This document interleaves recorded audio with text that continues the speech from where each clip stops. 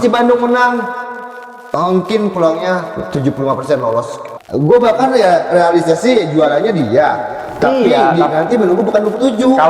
Kalau Trisula tanya-tanya gua sama Raden History, Trisula paling mewah pasti Persib Bandung. Dia dapetin poin 3 poin lagi pertandingan berikutnya. Susah. 12 poin. Otomatis sulit dikejar.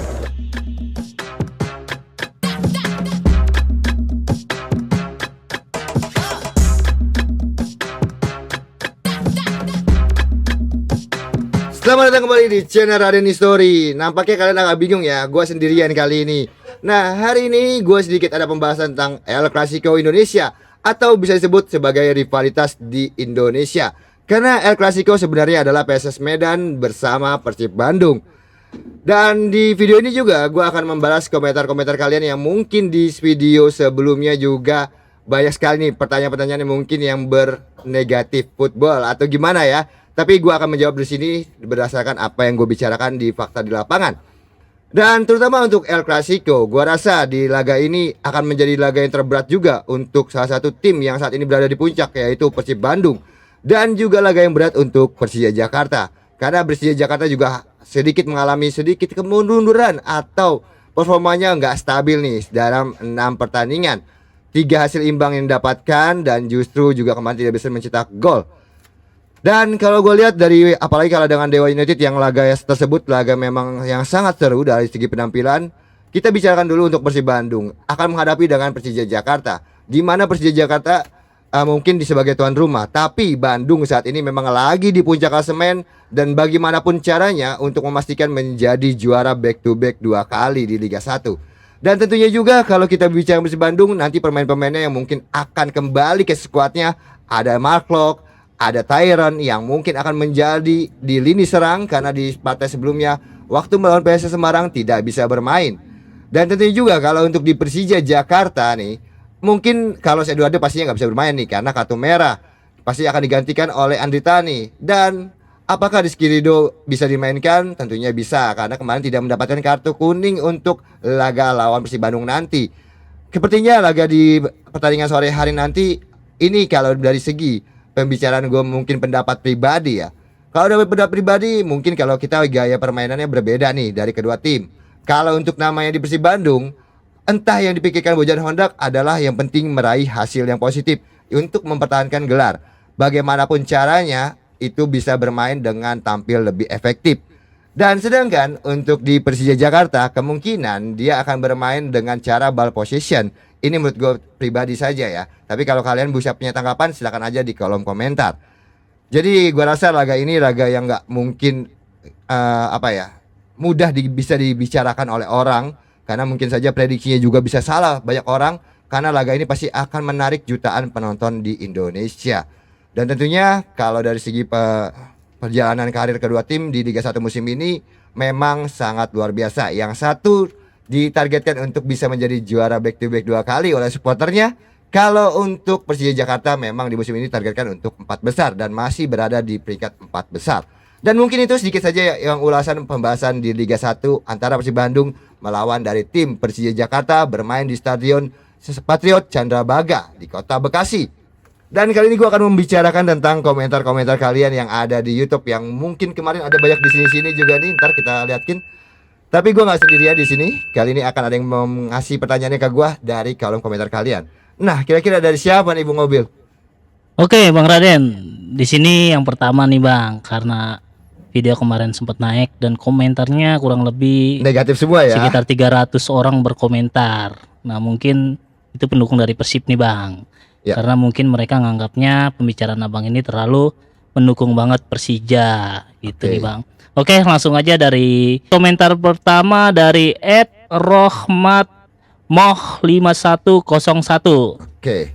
Ngaco ini pengamat, pemain Persib Bandung selalu long ball. Aduh, gaya pemain Persib itu berubah-ubah sesuai dengan lawan yang dihadapi. Pola Persib itu mengejar kemenangan, hasilnya yaitu menang. Kadang-kadang bola pendek, bola panjang, terobosan dan lain-lain. Selama ada back center, Nick Kuipers dan Gustavo Franca, Persib sangat sulit dikalahkan. Ingat, Persib kalah lawan Dewa United karena tidak ada Nick Kuipers. Nah, tentang komentar dari Bang Rohmat Moh ini, gimana tanggapannya Bang Raden? Sebenarnya komentar itu nggak ada yang jelek sama sekali, itu bagus banget. Emang kenyataannya memang bermain seperti itu Persib Bandung. Kadang bermain dengan cara umpan jauh yang langsung menuju ke Ciro Alves, dan juga ada umpan pendek yang menuju umpan Tiron atau David da Silva kalau jika dimainkan dari awal ya, saat ini lagi cedera. Tapi dari segi penampilan memang bagaimanapun caranya Honda itu bermain dengan tipikal yang penting bisa mendapatkan poin untuk mendapatkan bisa bertahan di Liga 1 menjadi juara back to back. Kalau dari gaya permainan, ya memang seperti itu. Gua hanya berbicara tentang pendapat gua ya. Mungkin kita nggak ambil contoh saja dah. Pendapat gua pribadi terkait kemarin sebelumnya di pertandingan melawan PSS Semarang, Persib Bandung dengan 10 pemain sangat mumpuni sebagai lini pertahanan dan sulit ditembus oleh PSS Semarang. Itu entah apa yang dipikirkan Bojan Honda. Pertama, yaitu menjadi juara Liga 1 musim ini. Jadi dengan bermain dengan 10 pemain, yang dilakukan Bojan Honda adalah bagaimana caranya jangan sampai kemasukan. Karena kalau kemasukan ini akan berat bagi Persib Bandung, dikarenakan pemainnya berkurang, Matteo Kozian kartu merah. Di laga lainnya pun gue berbicara dengan apa yang waktu itu gue tonton, saat memang berbicara tentang Ciro Alves yang menjadi tumpuan utama ketika David da Silva tidak bisa bermain, dan hanya mengandalkan sektor dari Ciro Alves di depan dengan umpan jauh dengan kecepatan. Jadi sebenarnya yang gue bicarakan itu hanya dari fakta di lapangan saja. Walaupun memang ya dari segi tidak banyak bermain dengan long ball, atau kadang-kadang juga ketika maklok dengan Dedi yang tidak cedera pasti bermain dengan umpan-umpan pendek di tengah. Nah itu sebenarnya jawaban gue. Tapi yang kemarin kita bahas ini dikarenakan gue tidak melihat ada Dedi di sana, makanya gue berbicara pertandingan tersebut bermain dengan long ball. Oke, Bang Raden, karena mungkin tidak adanya Deddy Kusnandar dan Mark kemarin akhirnya permainan Persib Bandung hanya long ball aja tuh Bang Raden ya. Iya. Oke, untuk lanjutnya komentar kedua dari @Samsung A2 Core Strip E8X. Duel Persija versus Persib Bandung nggak menentukan juara karena bukan final. Masih banyak pertandingan. Tuh gimana Bang Raden? Ya mungkin itu karena gini ya Bil ya, karena melihat thumbnailnya ya penentuan juara. Tapi sebenarnya ini bisa menjadi penentuan juara Persib Bandung loh Bil. Dikarenakan kalau misalkan Persib Bandung bisa meraih hasil positif melawan Persija Jakarta dengan kemenangan, otomatis poinnya akan berbeda jauh dengan tim di bawahnya. Karena kalau misalkan pertandingan tersebut dimenangkan oleh Persib Bandung, pasti saat ini dia dengan 49 poin dan akan menjadi 52 poin. Jika Dewa juga misalkan bermain dengan imbang ataupun kalah, maka akan berbeda selisih poinnya 11 atau 12 poin. Yang berhasil itu akan sangat sulit dikejar dengan tim yang di bawahnya, karena saat ini berbedanya 12 poin kalau misalkan menang lawan Persija Jakarta. Jadi itu bisa menentukan Persib Bandung bisa menjadi back to back juara. Kalau presentasinya, kalau dengan 12 poin dengan sisa partai tinggal 11 pertandingan lagi, ya maka 75% menjadi juara back to back di Liga 1. Kenapa saya bilang itu ini menjadi penentuan juara Persib Bandung juga, salah satunya itu. Memang bukan final, tapi ini faktor laga yang menentukan melawan tim yang sekelas Persija Jakarta.